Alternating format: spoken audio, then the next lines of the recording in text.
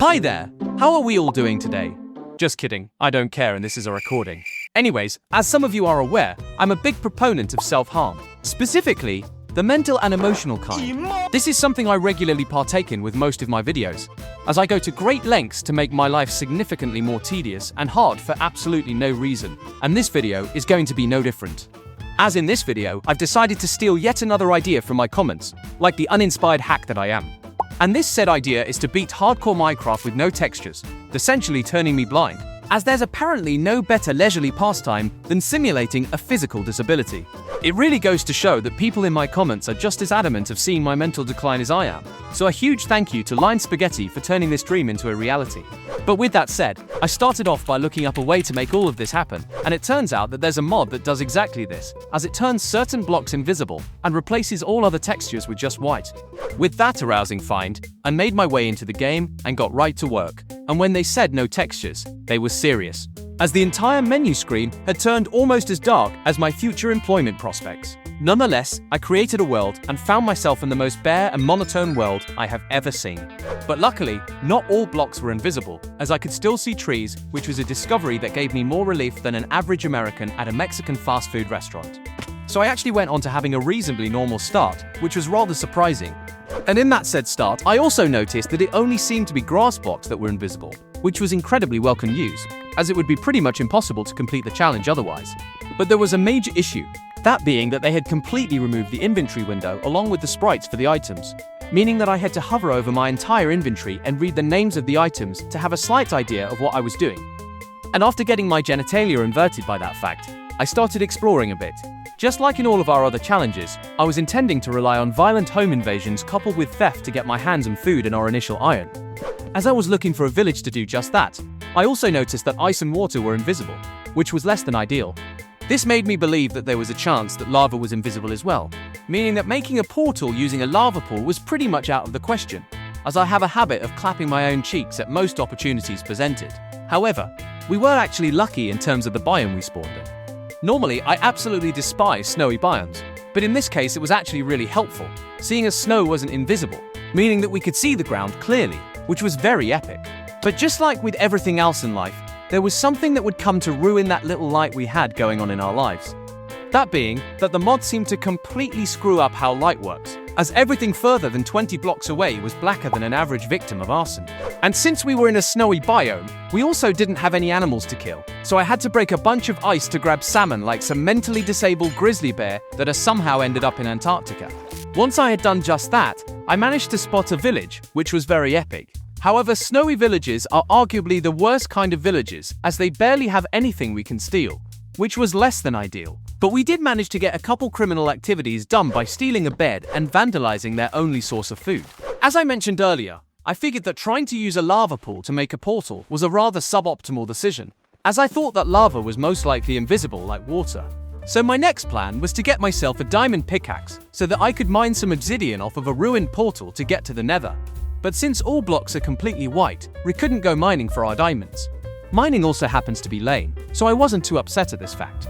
This left us with one viable option, which was to subject our newfound host to some good old fraudulent activities, by trading a bunch of sticks to level up a toolsmith to buy a diamond pickaxe. So off I went to grab a bunch of wood. This process was just as exciting, thrilling and arousing as you may imagine. Once I made my way back, I proceeded with the next step of our master plan by selling a bunch of sticks to some gullible loser, to then level up our toolsmith. But the game made sure to swiftly make me aware of a certain skill and knowledge-related issue, as I went on to spend all of my hard-earned scam proceeds only to get the toolsmith to apprentice.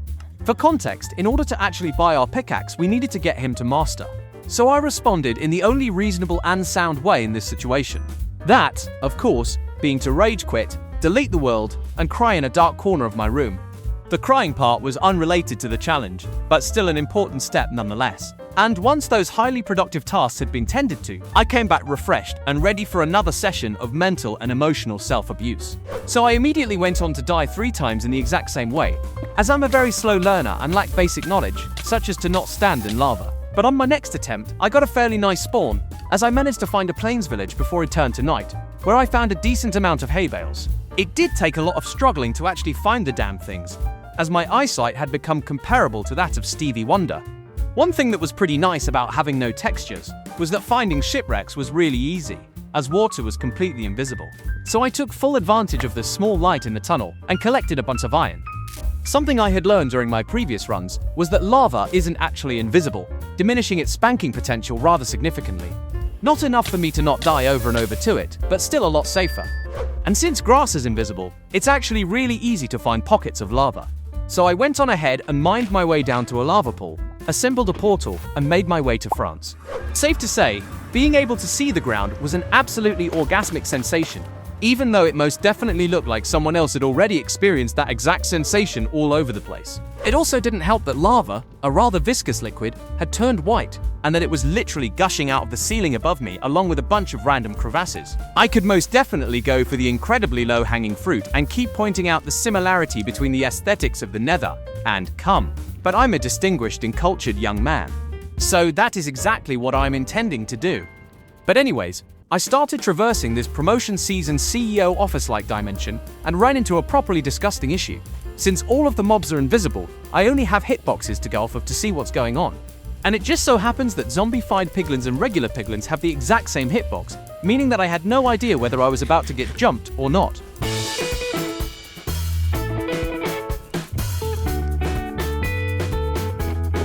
And as per usual, this whole process was almost as miserable as an average Japanese office job, as I had to traverse through an abundance of hostile terrain.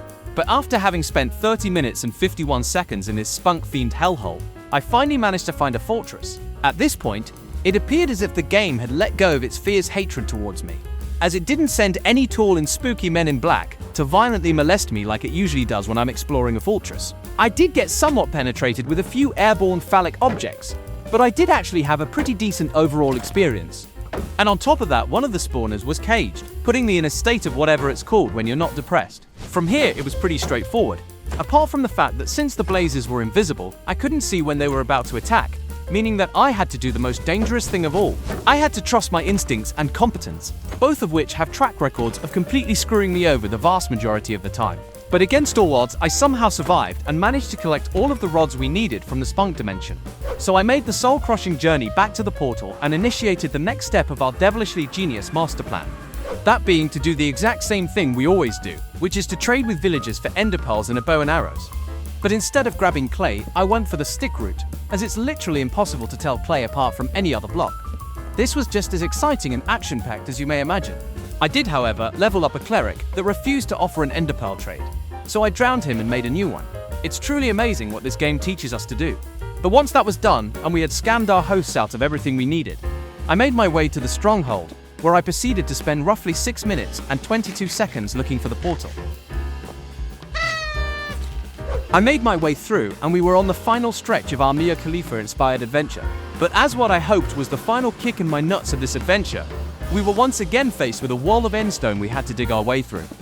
After having dug more intensely than an average 20-year-old dating a man in their 70s, we were rewarded with the pleasure of shooting at a bunch of crystals. This was when I realized that the crosshair is invisible as well, which was something I hadn't noticed earlier. But it was actually surprisingly easy to aim without it, which was very epic. What was less epic, however, was that the healing beam from the crystals to the dragon were invisible as well. Because of this, I had no idea if I had missed any of the higher crystals.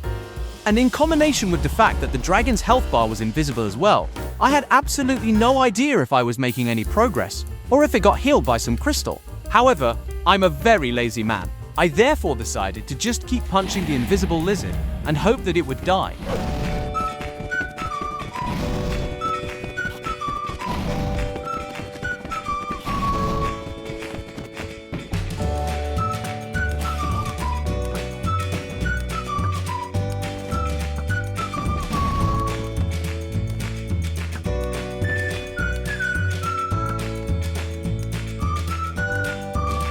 And quite luckily, it did. So there we have it. I successfully navigated my way through Harvey Weinstein's hotel room. I hope you enjoyed it.